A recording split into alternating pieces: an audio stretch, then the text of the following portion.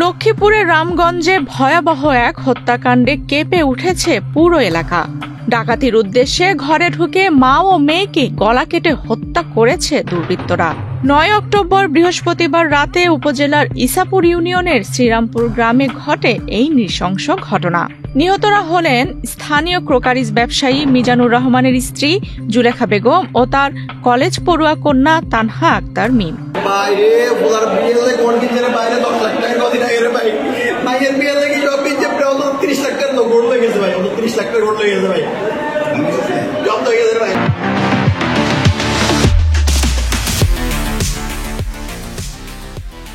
স্থানীয়রা জানান, রাত 8:30টার দিকে নিহত জুলেখা বেগমের ছেলে ফরহাদ বাসায় ফিরে ঘরের দরজা খোলা দেখতে পান এবং নিচতলার সব জিনিসপত্র এলোমেলো দেখেন। এরপর মা ও বোনকে খোঁজাখুঁজি শুরু করেন। দ্বিতীয় তলার একটি রুমে ঢুকে তিনি রক্তাক্ত অবস্থায় মেঝেতে মা ও বোনের নিথর দেহ পড়ে থাকতে দেখেন। তার চিৎকারে প্রতিবেশীরা ছুটে আসে এবং পুলিশে খবর দেয়। সবাই ওনাকে একটা নামে ছিলেন মিজান কোকারিজ। ওনার ছেলে যে ফরহাদ হোসেন রাব্বি এই সময় আসি দেখলো যে ঘরের সব নিচতলা সব এলোমেলো, মাকে এবং বোনকে খুঁজে পাওয়া যাচ্ছে না। সে উপরে দোতলায় যায়, দোতলা গিয়ে দেখে তার মা এবং বোন রক্তাক্ত অবস্থায় রুমের দোতলায় একটি রুমের ফ্লোরে পড়ে আছে।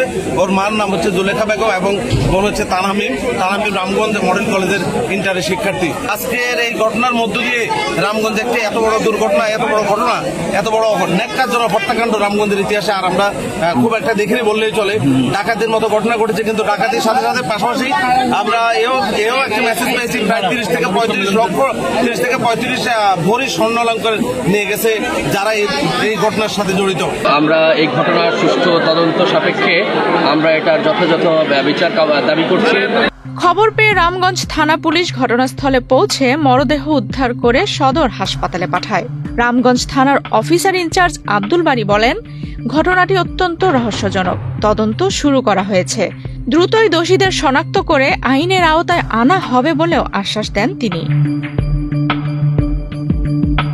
এই ঘটনার পর পুরো এলাকায় নেমে এসেছে শোকের ছায়া।